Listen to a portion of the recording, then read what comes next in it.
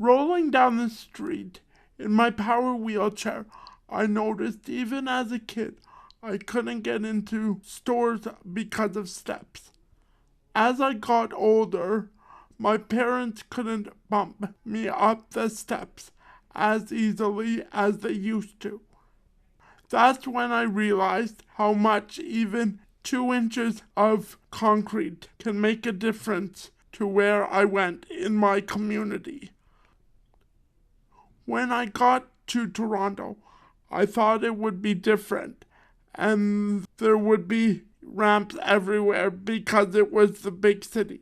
When I realized is most of the people don't even know there is a barrier. Even newer buildings create the Victorian era steps that still keep me out. Whether the building was built in 1880 or 1980, you still find steps.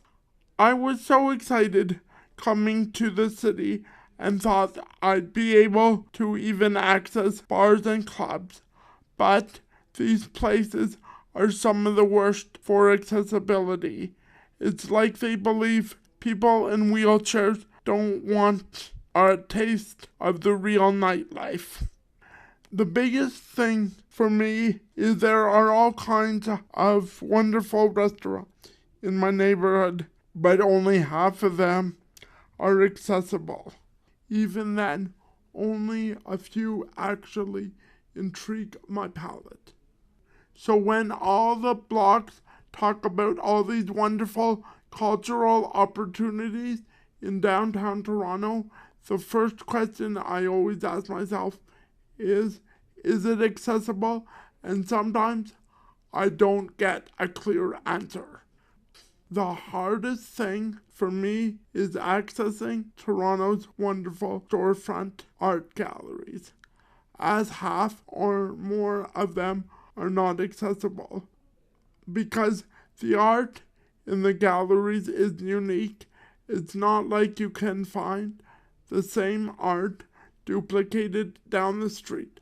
So when my artist friends have shows, I can only go to some of them and only if it's an accessible venue.